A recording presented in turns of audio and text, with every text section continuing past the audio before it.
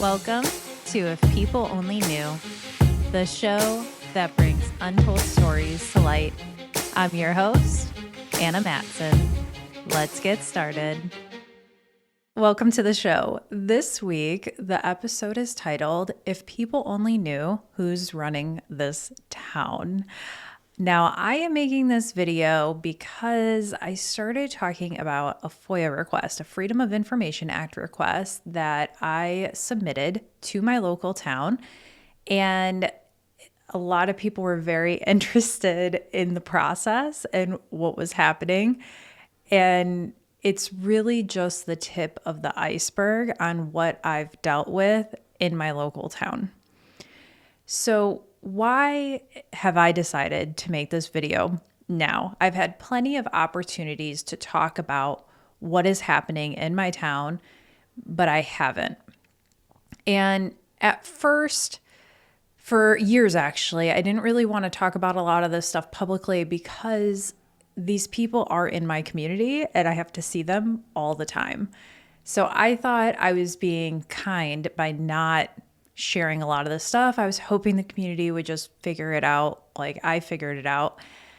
But a lot of people haven't because there is major censorship within my town from an elected official. And that has prevented a lot of people from finding out what's truly happening.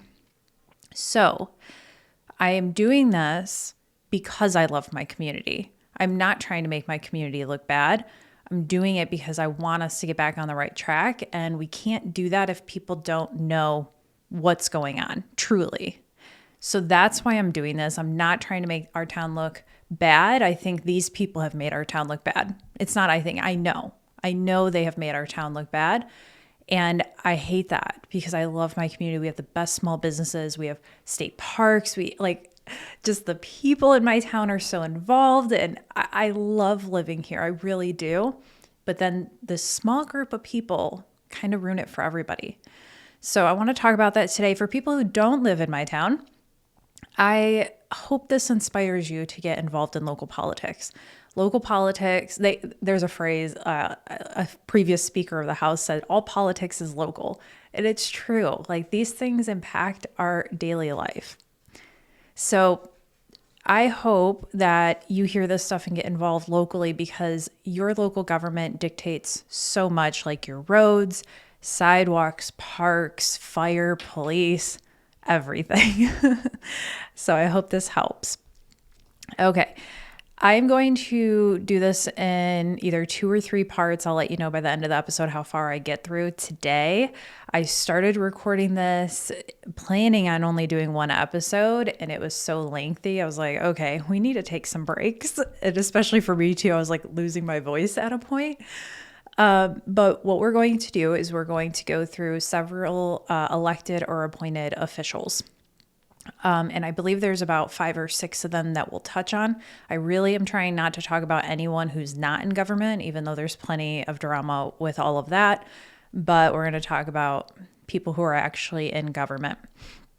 If you listen to my episodes, I actually encourage you to watch these ones. I actually will put a lot of screenshots on the screen so you can kind of see, confirm my sources and kind of look at where I'm getting my information from. So you don't just have to believe me. I encourage everyone to do their own research and form their own opinion. But I wanted to start this episode talking about how I even got involved in politics. In general, if you're in my local town, you probably don't even realize I actually report on the news on what's happening in our state and at the federal level. And if you watch my content outside of my local town, you probably know that I report on the big stuff, but I'm also very, very involved locally as well. And I actually started getting involved locally, which it's usually the opposite for people. A lot of people get very passionate about what's happening with the president and, in our Congress, and then they kind of work their way down. But it was opposite for me. I started low.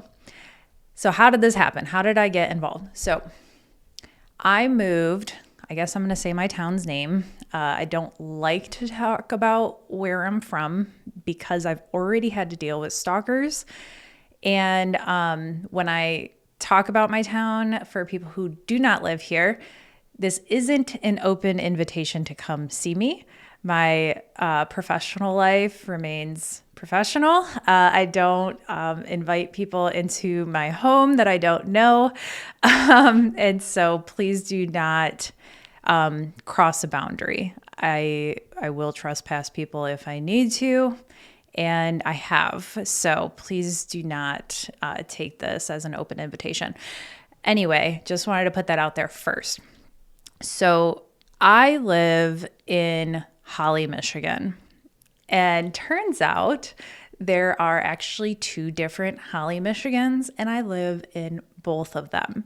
When I first moved here in 2020, I did not know that. There are people who have lived here a lot longer than me that do not know the difference between the 2. So basically, the village of Holly is like the inner city, and then the township encompasses like the whole outer perimeter too, and the inner, if that makes sense. So when I moved here, you go and file your homestead. Most people do that. I think every state is the same. You go to your town and file your homestead paperwork saying this is my primary residence, and you get a tax break on your property taxes. So we did that.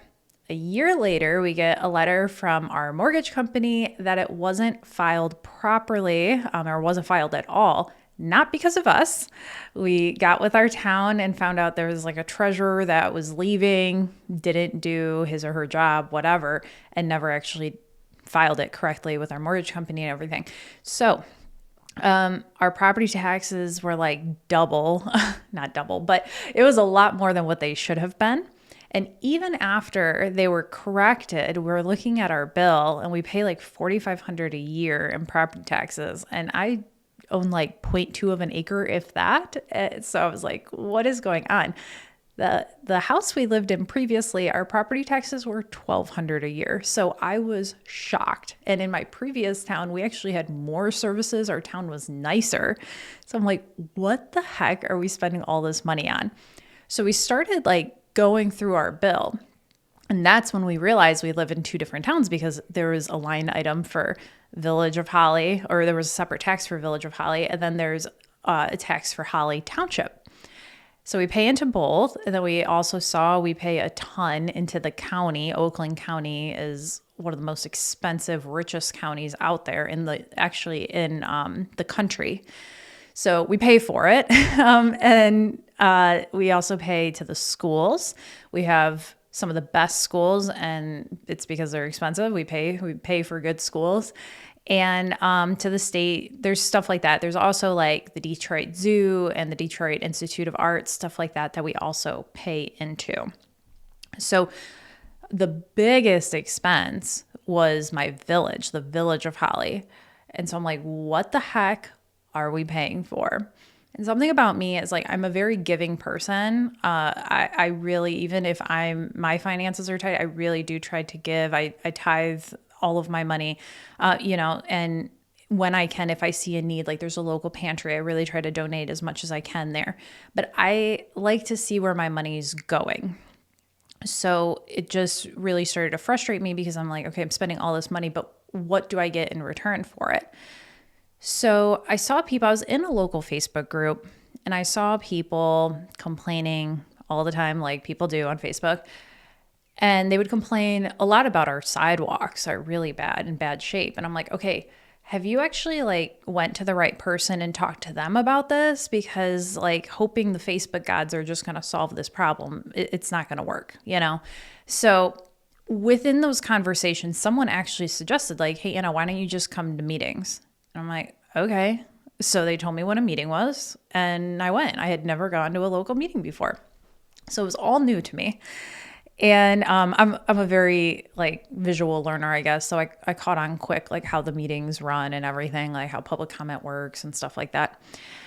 So I started going to every meeting, and I was it might have been the very first meeting or maybe the second, because there's not a ton of people. I would say there's maybe 7 people that regularly go. It's always like the same 7 people.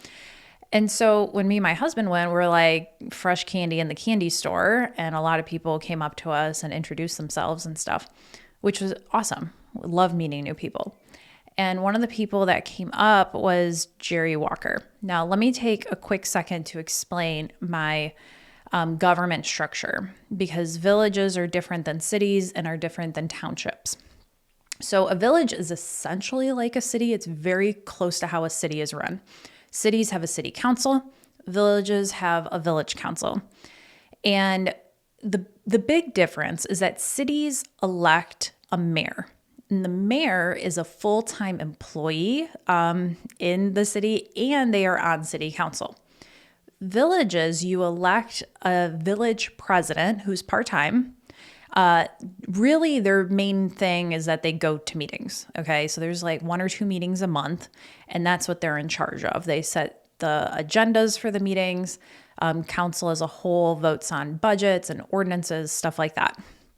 Now, village council, in place of having like a full-time mayor, you hire a village manager. So it's basically an unelected bureaucrat. Not basically, it is. It is an unelected bureaucrat. And they don't answer to the taxpayer. They answer to village council. They're hired and overseen by village council. Okay, so that's how the structure kind of works. Now, Jerry Walker was the village manager. Okay, so he's the one that is hired, not elected. And he approached us, me and my husband, and we actually went out to coffee soon after that. And he actually suggested that we get more involved and said, there's a ton of boards. So like village council is elected, but then there's a ton of boards that are not elected by the people. They're elected by council. They're voted on by council. So you have a parks board, you have a planning board, downtown development. I mean, there's a ton. We have a ton of government in the United States in general. Like, this is just local, but then you also have to consider county, state, federal. We have a lot of government. So he told us to apply. It's like a rolling application. You just put like your letter of interest. You put what boards you're interested in. As vacancies come up, they're supposed to go through the applications, and the village president nominates someone. So at the time, I put the downtown development board because it's a lot to do with small businesses, and that's where my passion is. And then my husband put his application in, I think it was for planning and ZBA, zoning board, but he was more interested in planning, and we'll talk about that a little bit later. But so that's what we did. And we were on good terms with Jerry Walker at the time. We were new. We didn't really know much, and he was just very friendly, and took us out, and we had coffee with him and stuff. So that was essentially that at that point. Now, like 6 months into us attending meetings, an election was coming up, and 2 different members, the village president at the time was not running again. 2 other people who were on council were both running for the president's seat. One of them being Ryan Delaney. And a day before the election, November 2022, day before the election, there was a special meeting.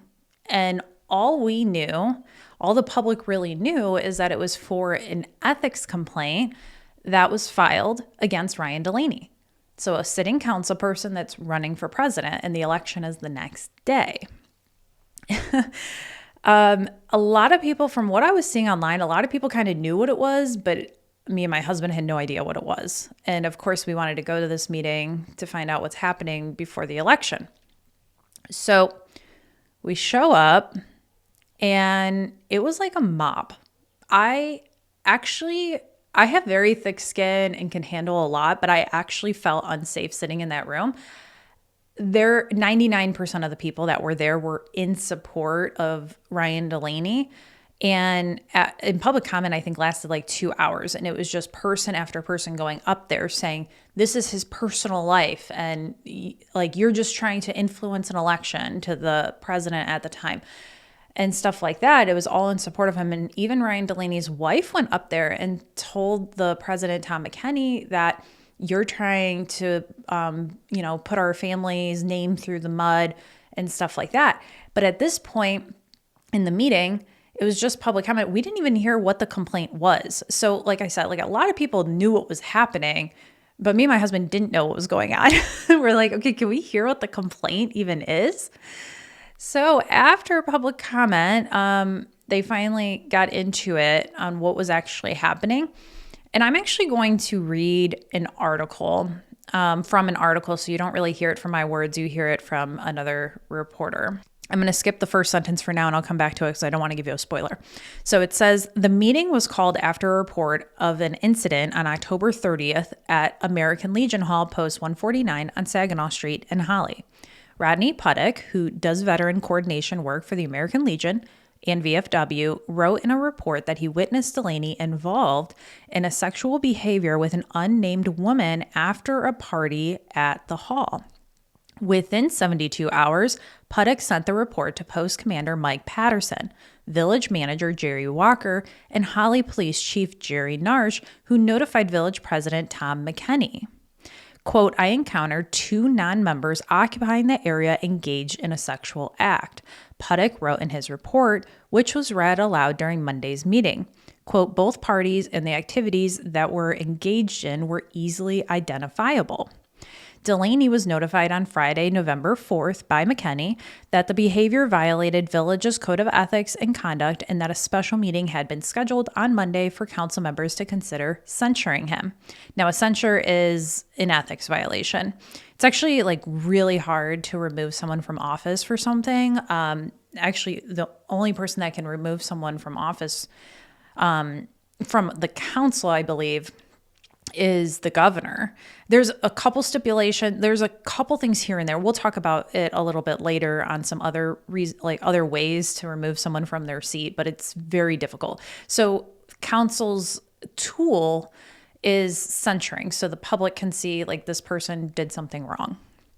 So continuing on the article, at the meeting, McKenney read the core values section of the Code of Conduct that Delaney is said to have violated. Quote, I safeguard the ability to make independent, objective, fair, and impartial judgments by scrupulously avoiding financial and social relationships and transactions that may compromise or give the appearance of compromising objectivity, independence, and honesty, he read. So after the public comment, after discussing what was in the report, Ryan Delaney decided to recuse himself from the vote, which was proper. He absolutely should have done that, and he did do that. So I give him credit for that because obviously he can't be impartial voting on his own ethics complaint. So he recused himself. He did try to talk during council deliberations, and they were like, no, you recuse yourself. You can't talk now. You're part of the audience. You could have talked during public comment, but now you can't. And Tom McKenney said that he never even responded to the complaint. The only thing he said during the meeting is, my personal life is just that personal. It's none of your damn business, is I think verbatim what he said. So after hearing all of that, council decided to censure him. There was a 4-1 censure. Another council member recused themselves. There's 7 members on the board, so 5 voted, 4-1. And the very next day was the election, and he was voted in as president. A lot of this probably had to do with mail-in ballots being in, to be honest with you, but who knows? A lot of people were upset, thinking that this was all done politically motivated, just to make him look bad. And I think I should say that the person he was caught with, let me reiterate this story a little bit. Okay, so what was said that happened at the meeting and everything in the report is that the Legion was having a Halloween party. And if you're not familiar with the Legion, that's like a veteran center, okay? And so they were doing a Halloween party. They have a basement. Delaney was with another woman who was not his wife. The door was unlocked, and this Rodney Puttock opened the door, not knowing that they were in there, and saw what was happening. And he decided to file a complaint because they're in public, like not closed doors at a public event, and it just looked really bad.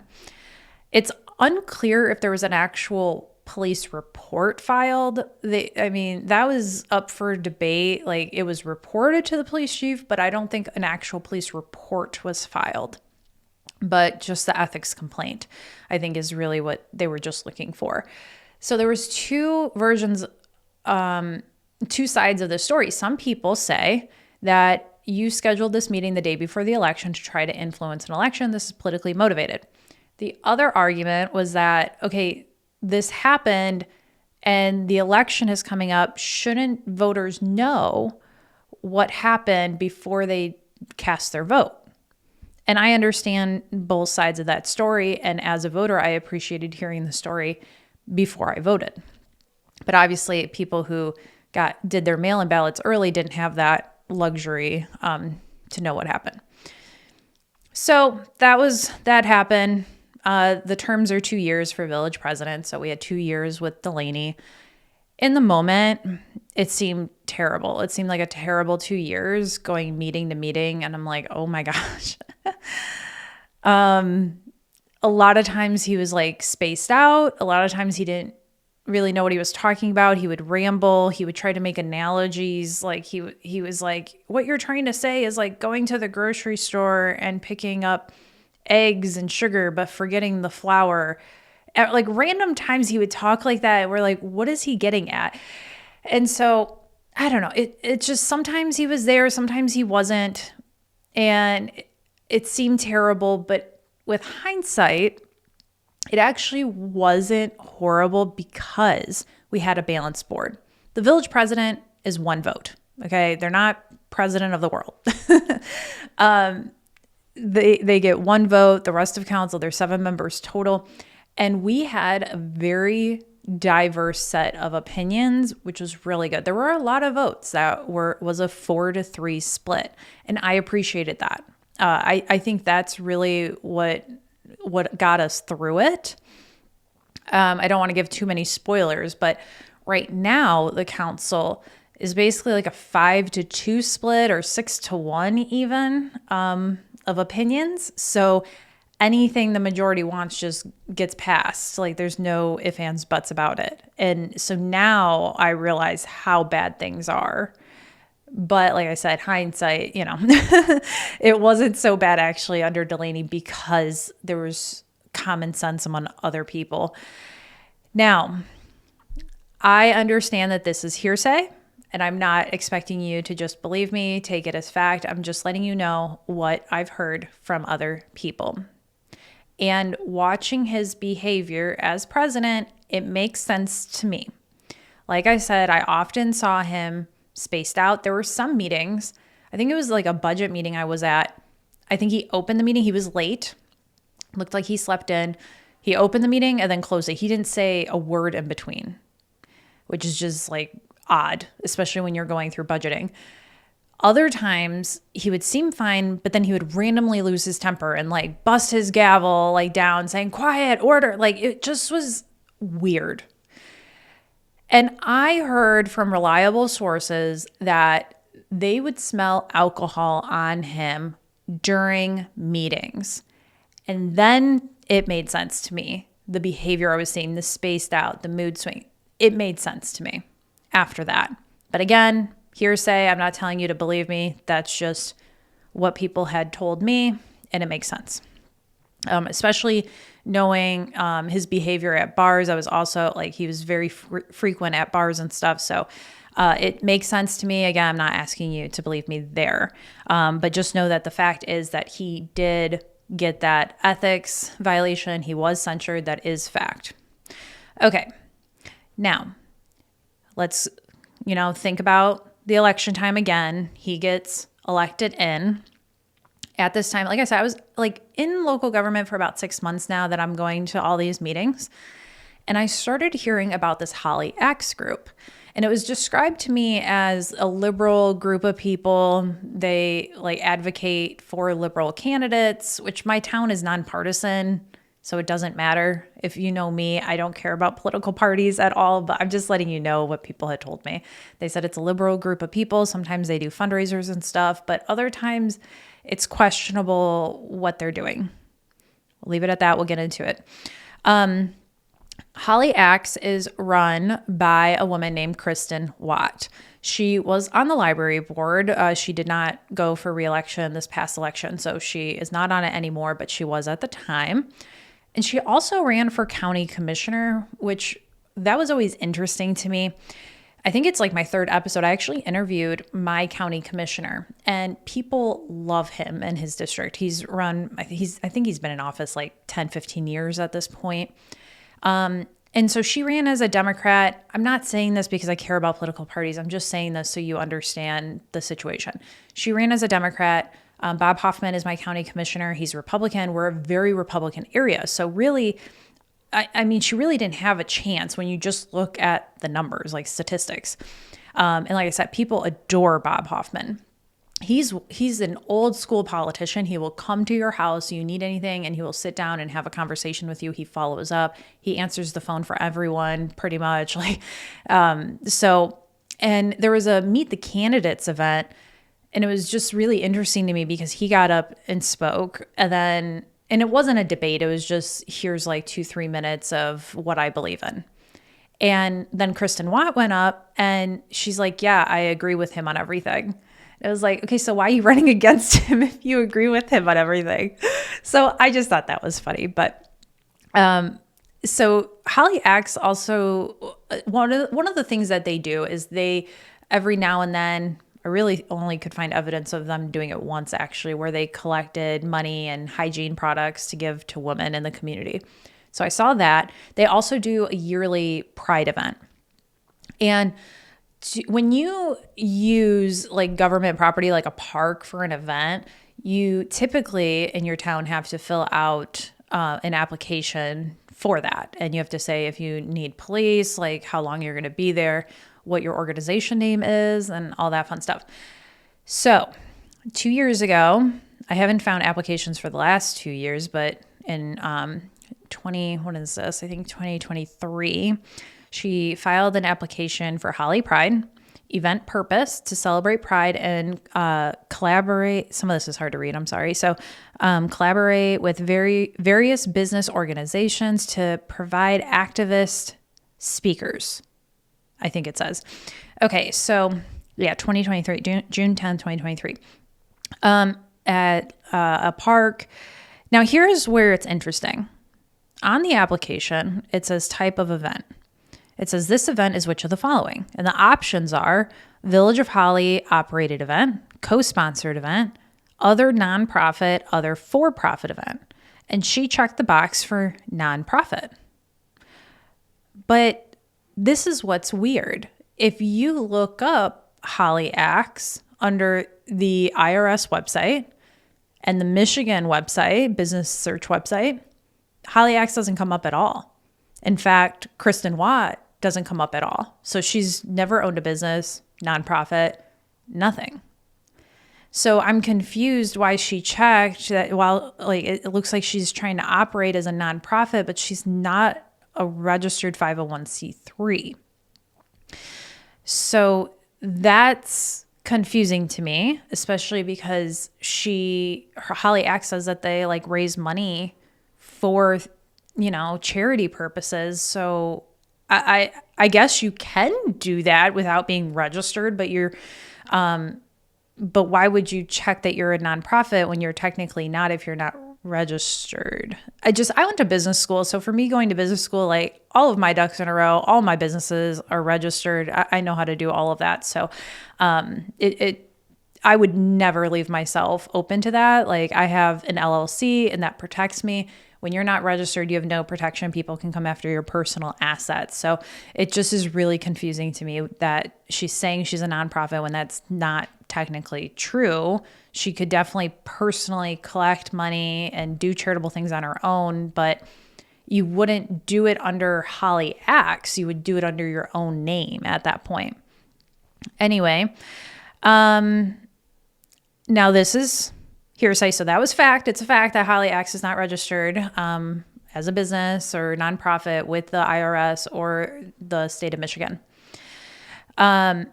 This part, what I'm going to say next is hearsay.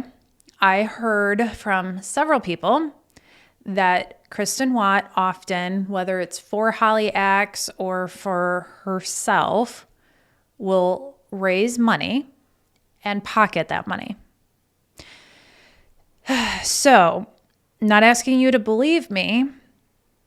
I'm just saying with what happened next, that accusation that I heard from several people makes sense. Going back to when she ran for Oakland County Commissioner, when you run in the state of Michigan, if you spend less than $1,000, you can just sign a waiver and you don't have to report anything. If you spend more or receive more than $1,000, you have to go line by line to the penny of what you spent the money on, what you brought in, who gave you that money, their address, everything. And there is Michigan law and a federal law that you cannot pay yourself campaign funds. The reason for that is because if it was allowed, people would just run for office just for a paycheck. People in super red areas, there would be, Democrats that run in super red areas knowing that they're going to lose, but that they can just pocket all this money. And vice versa, in super blue areas, Republicans would run in super blue just to collect a paycheck knowing that they're not going to get elected. Even though we know things are not actually like this, people shouldn't be getting into politics to enrich themselves. And that's kind of why this law is in place. So when you go to look at her campaign statements, which are all publicly available, I didn't even have to FOIA this or anything because it's just online when you look at her campaign information on the county website. She was notified on 10/16/2023 saying, please amend the following. A candidate or individual elected to public office must not be paid a wage from a campaign account, an account associated with a political organization, or any other account subject to the Michigan Campaign Finance Act associated with that candidate or individual elected to public office in this state. Please review the payment to Kristin Watt dated 11/14/2022 in the amount of $800. Please amend your statement accordingly and forward it to us by October 27, 2023. So she did amend her statement. It originally said for the purpose, salary, $800. And when she amended it, she didn't redo the whole paper. She actually just scratched out salary and wrote around it that money was for marketing, graphic design, social media, and event planning. But it was still going to her. And so after back and forth with the county notified the Attorney General of this. And the letter says, Dear Ms. Nessel, in accordance with the provisions of Act 388 of the Public Acts of 1976 as amended, you are hereby notified of the names of candidates and other committees who have failed to file statements, reports, and or corrections as required by law. That's the last I heard about this. I don't know if the Attorney General is actually investigating her. There's a lot of campaigns that happen. It might take time. I don't know if they care, I guess. I don't know. I don't know what's going on with that. I do know she didn't run for library board again or any other position. I have had a few interactions with her over time, some at meetings, some out in the public, and I will come back to that a little later. Okay, we're going to talk about one more person. I have talked about her a little bit online. I've always been really hesitant because it's just so egregious. I don't know. It's a lot, but it's time to talk about it. I was giving my village council time to do the right thing, and they haven't. So now I feel as an independent journalist that it is my duty now to shine light on who's running this town because Angela Wallace is on our planning commission and she shouldn't be. So let's get into what happened here. Going back, remember, Delaney was elected 2022 November. Remember also that Jerry Walker sat with us and told us to apply to certain boards for whenever there were open positions. My husband applied for planning. Well, very shortly after the election, there were open seats for the planning commission. And from my understanding, Ryan Delaney himself actually set up this interview process. And really, the village president can nominate anyone he or she wants for boards.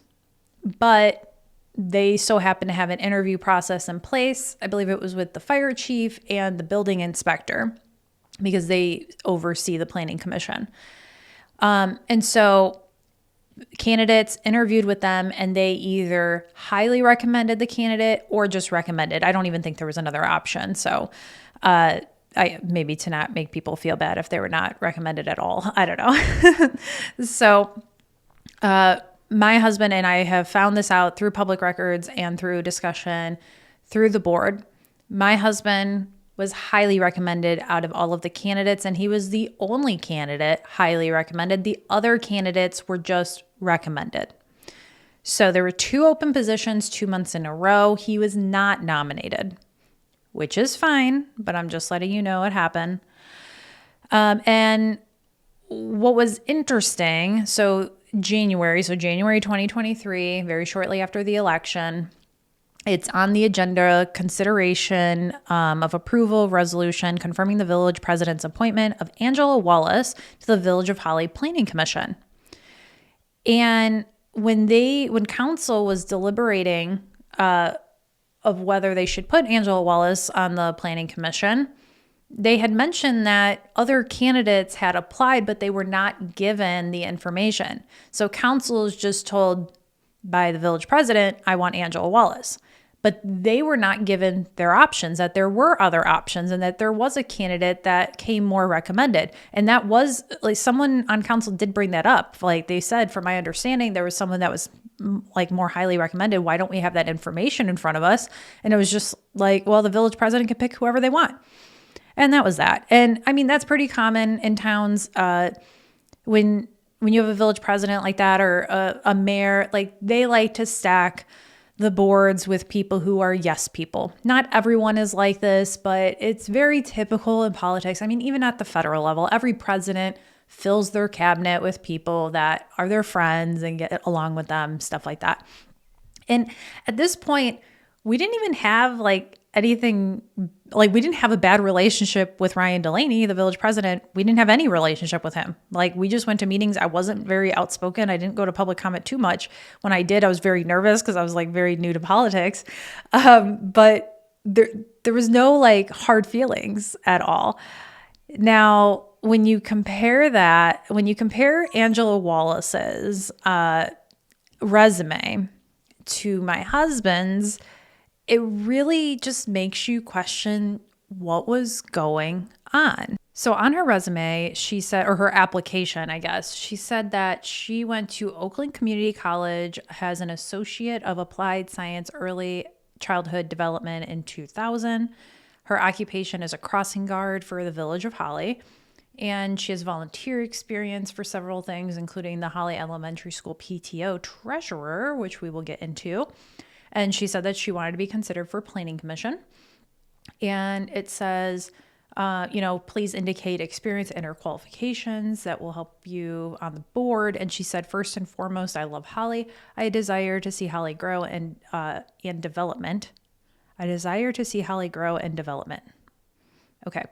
My experience in retail business and management give me insight and knowledge that would help me serve on this commission. My passion for research and development is also something I see would help me be the best candidate for serving on the planning commission. Okay, some of that's not grammatically correct, but regardless. So my husband, I really don't want it to be I have sour grapes because they didn't pick my husband, because I promise you he's fine. He actually was picked up by Holly Township Planning Commission, and he did fabulous on that commission. So I'm really just giving you the information and you can make your own opinion, but that was, those are her qualifications. My husband, in comparison, he has a bachelor's of criminal justice. He never really used it other than his internship, but he is a full-time operations manager, And he is also a part-time real estate agent. So when you're talking about the planning commission, it's planning and zoning. When you're a real estate agent, you have a lot of knowledge about this stuff already, how zoning works and stuff like that. So a huge benefit. So if you're looking objectively, if you have two candidates in front of you, one of them has an associate's, part-time crossing guard, and and that's that. And then the other candidate has a bachelor's, full-time operations manager, part-time real estate agent. Which one do you think would be better for the role on the planning commission? You can make that decision for yourself. So, like I said, not uncommon for people to just pick their friends. So that's what Ryan Delaney did. He picked Angela Wallace, and the board ultimately agreed and voted her in. But there was a stipulation added.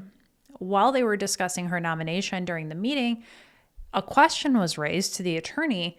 Is she even allowed to be on the planning commission because she is hired by the Village of Holly? And at first he said, yeah, that's not a problem.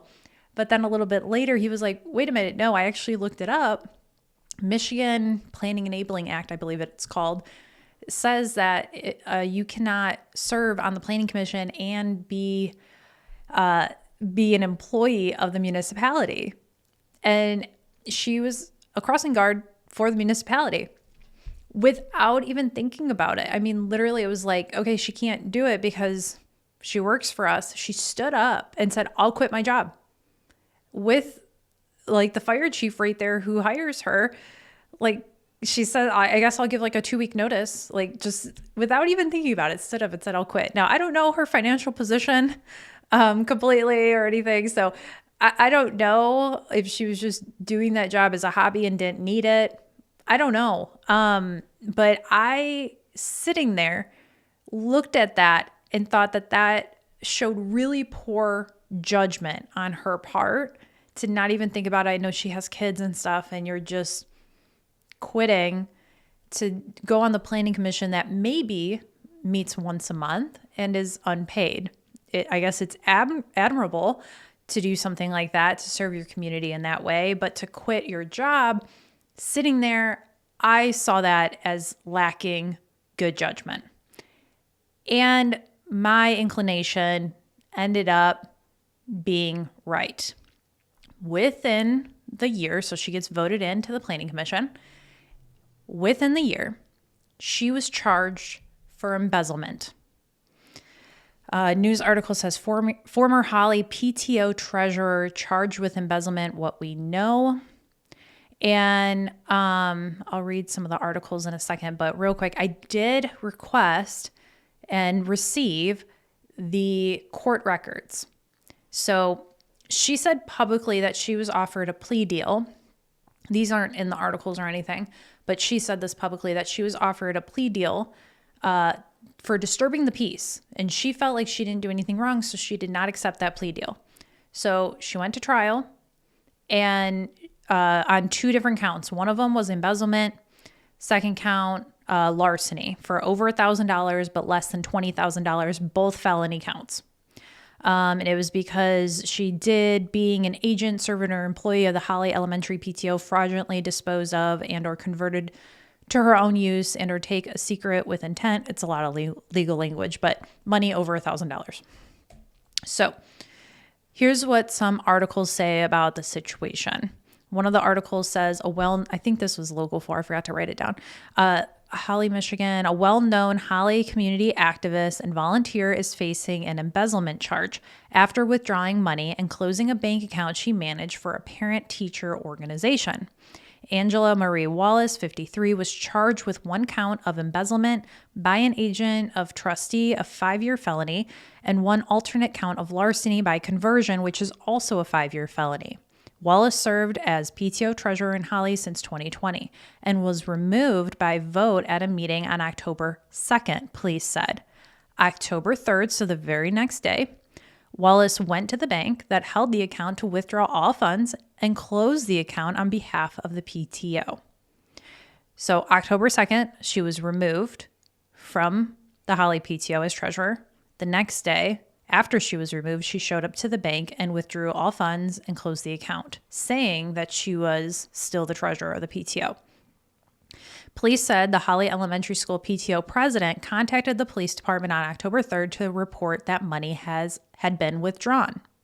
The now former treasurer went to the bank that held the account, presenting herself with authority and acting in her former capacity, and advised the bank employee that she wished to close the account on behalf of the PTO organization. Holly police said the account was closed of all funds and a check issued to the former treasurer in the amount of several $1,000s. Library board member and Wallace's friend, Kristin Watt, said she spoke with Wallace about the case and she believes it's all a misunderstanding. She said Wallace has the money and wants to return it to the proper authority. She said the PTO is still awaiting proper IRS paperwork to become a 501c3 organization. So Kristin Watt, who we've already talked about, who runs Holly Acts, says that she is a nonprofit organization, is now saying that the PTO is not doing the proper thing for filing as a 501c3. It's just hypocrisy. It's just hypocritical when you have not filed the proper paperwork. But obviously she knows the process if she's saying that the PTO didn't file the paperwork properly. I don't know. Moving on. The article says she doesn't want to keep anything from those kids. She loves those kids, and everyone in this town that knows her knows that, Watt said.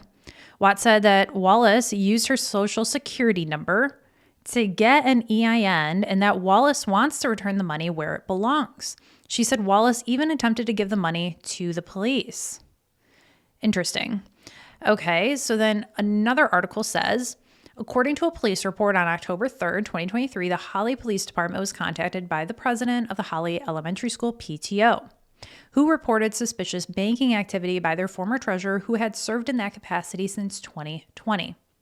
The investigating officer was advised that due to those concerns, the PTO board held a meeting on October 2nd, 2023, where the board voted to remove the treasurer from her position and her board membership to be effective immediately.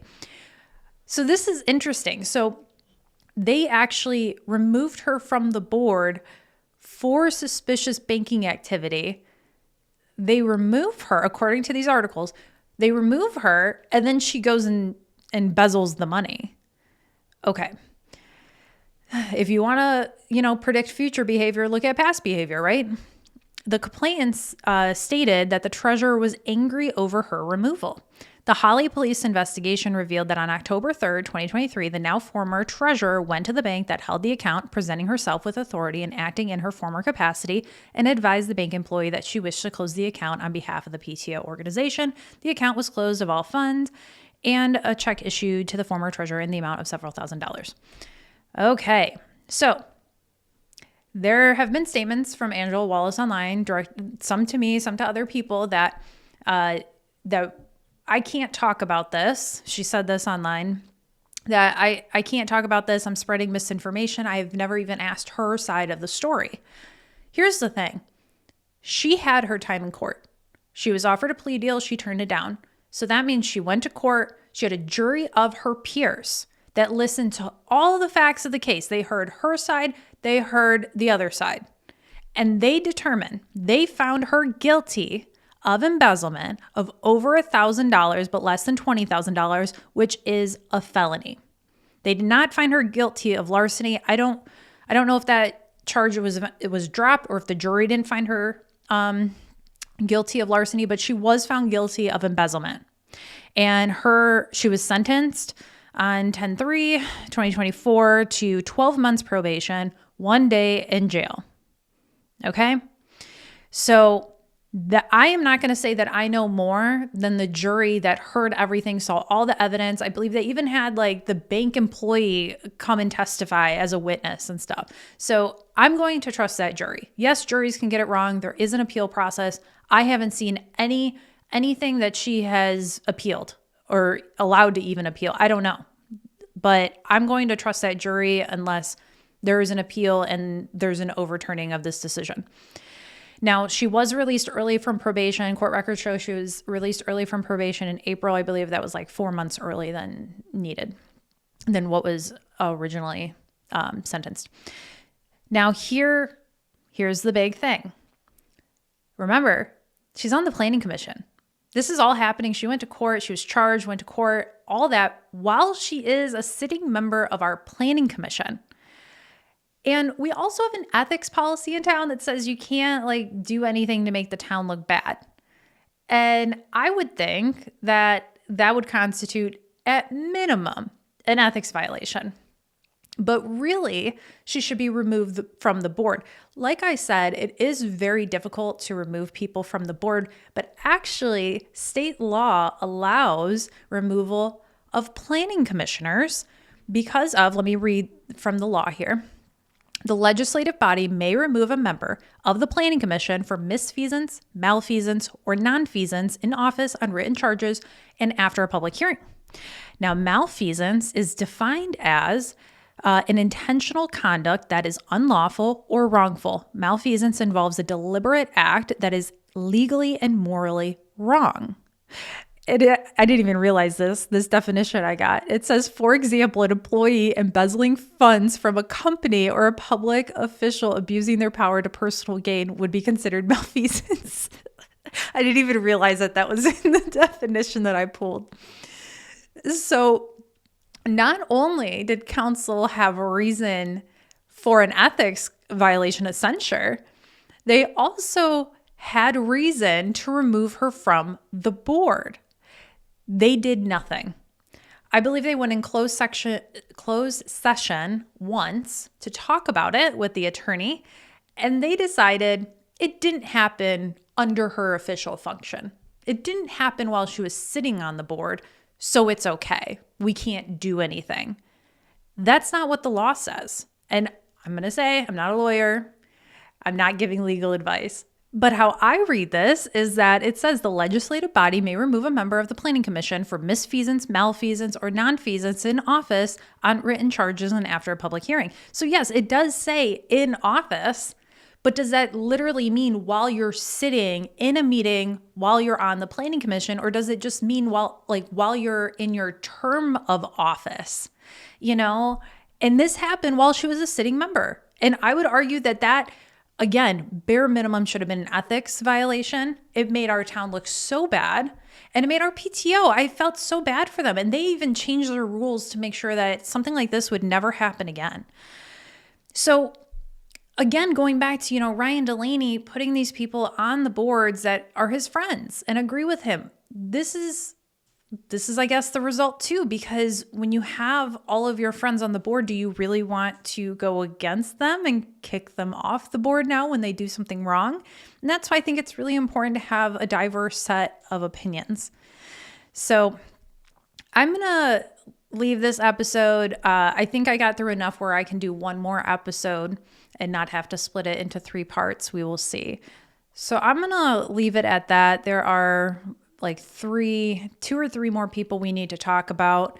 We need to talk about my first FOIA that I did and how I ended up suing the Village of Holly over it, and that whole mess, and how even after a year-long lawsuit and that they settled with me, they still violated the Freedom of Information Act again. So we're going to talk about that. We're going to talk about the censorship in my town. And a lot of people have told me to run for office, and I did. And so we're going to talk about that on the next episode. So I'm going to leave it there. Let me know your thoughts about all of this. And again, I hope you get involved in your local government if you are from my town. Again, I'm doing this because we need to shine a light on this and hold our elected officials accountable. Angela Wallace is still sitting on our planning commission to this day, and she needs to be removed. That's my opinion. As always, let me know your thoughts, and I will see you on the next episode.